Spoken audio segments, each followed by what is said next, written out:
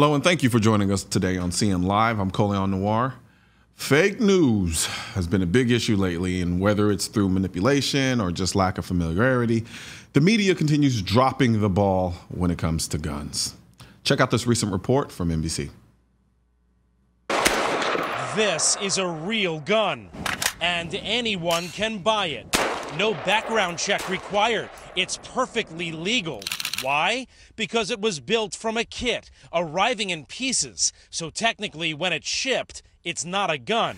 These so-called ghost guns are completely untraceable. No serial number. You're shooting a gun with no sights. Why do they keep embarrassing themselves? Golly, you think they would have learned after all of these years, and they still keep embarrassing themselves with these moronic stories about ghost guns. I'm sorry. Oh, man. One of the folks holding the mainstream media accountable when it comes to reporting on guns is our first guest, Stephen, of the Washington Free Beacon. What's going on, Stephen? Hey, how you doing? I'm all giggles now. Yeah, after watching that, I'm sure. It's just, golly. Like, it's just, man. All right, so you wrote a piece debunking this piece, essentially. Tell us about that. Yeah, I had to waste my time getting the ATF to confirm that felons are still not allowed to possess firearms, despite what NBC News might want to tell people. But essentially they tried to say that if you buy an 80% lower or a ghost gun, that you can complete it yourself, and then it'd be totally legal for you to have that, even if you're a criminal, which is completely and utterly untrue. So, I went through and asked the ATF, hey, is this untrue? And they said, yes, that's not true. And I asked the poor FFL that they got to build the gun for them what he thought of the segment as well, because if you watch the whole thing, they include like about 10 seconds of him actually constructing the gun, which with an 80% lower requires a bunch of milling. You have to mill out a lot of metal in order to make the fire control pocket, because that's why it's not considered a firearm by the ATF when you buy one of those things. But they don't show any of that, of course, in the actual report. And so Rick Vasquez, who made their gun for them, was not happy about how they portrayed that either. I can imagine. And it's just like, oh, yes. I mean, granted, I have a gun builder shirt on, which is ironic if you ask me. But, man, it's amazing to me how there's such a consistency and lack of information when we talk about these pieces that they do. And we all understand it in the gun advocacy space that they are looking to reach the people, the low information voters, so to speak. And then they capitalize on that ignorance by putting pieces out like this, which sensationalize the idea of, this major problem in America with guns and firearm deaths and so forth and so on. And as you pointed out, like we have the laws to address that. A felon's not supposed to own it, even if it wasn't a ghost gun, even if it was a real gun, right? The felon's not supposed to own it. I don't understand why they just can't conceptualize it. I mean, do you think this is something that's deliberate on the part of the media, or is this something? Are they really just that unfamiliar with the firearms in that sense? Well, I think it's a mixture of both. Yeah. I think most of the time, your average reporter, or at least I like to think so, probably just isn't very informed on these things. Most of them aren't gun owners. They haven't been around guns. They get information from gun control groups that is often inaccurate itself, and they tend to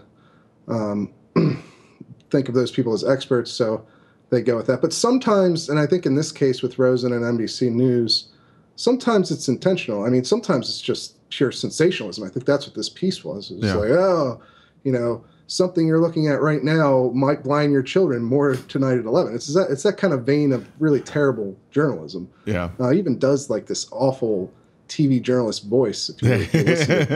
It's just, it just makes my skin crawl. They call this the ghost gun, and it's the gun that is a ghost that you can't see, but you can actually buy in the stores. It's right. And he clearly doesn't know the laws surrounding firearms or ghost guns or 80% lowers or felons possessing firearms of any kind. But he wants to, get ratings. He wants people to pay attention to what he's saying. So he sensationalizes it as much as possible. And you end up with an end product that's misleading and in this case, outright false. What's interesting is they constantly try to parse us off as obsessive about our firearms. They make gun advocates look like we are just wholly, unbelievably obsessed with guns. But yet, when they go and do a news story about firearms, they don't go to the people who know more about them than any other people. Like I can't think of any group of people who would know more about firearms than the group of people who are supposedly obsessed with them. But they don't come to people like you. They don't come to people like me to get the requisite information that they would need to do a story correctly. And then they're going to end up putting pieces out like this, which it largely embarrass themselves, at least to the people who know different, and then misinform at worst the people who don't know any better. Why do you go about even bother trying to contrast this piece with the piece that you wrote? Why even bother? Why even talk about it? Why not just ignore it since the information is so false? Well, the problem with just ignoring instances like this is that, this went out on the nightly news on NBC, which people still, a lot of people watch that program. I mean, it's tens of millions of people. And so you have a story that's out there that's misinforming people. I just think as a journalist, it's imperative to correct it if I can. And in this case, the ATF was willing to speak to me, to their credit, and clarify that felons still can't possess guns. The law hasn't changed there. Yeah. And so, as much as I can counter misinformation like that, I just think it's my job, really. Yeah. No, I absolutely agree with you. I kind of asked the question knowing it was loaded, but in many ways, I have personal friends of mine who are like, why are you always on attack mode when it comes to like certain celebrities? Like I'm working on a piece now to rebut Amy Schumer's little special that she did, and a little rant and tirade that she did about gun nuts or gun owners, so to speak. And he still doesn't agree with me even when I say this, but it has. And I tell him it's like that's because I have to counter the narrative. These are people who have huge platforms, and even like you said, NBC, people still watch this. So then we're talking about a mass of people who don't know anything about guns and are pretty much just kind of an empty pot, and then it's being filled with misinformation that's designed to steer their perception of firearms into a certain direction, which is usually negative. So, I think it's our responsibility to counter that narrative, because if at least bare minimum, I can say that information's out there, or if they happen to come across it and say, okay, wow, maybe I watched this piece and thought I understood, but maybe I don't.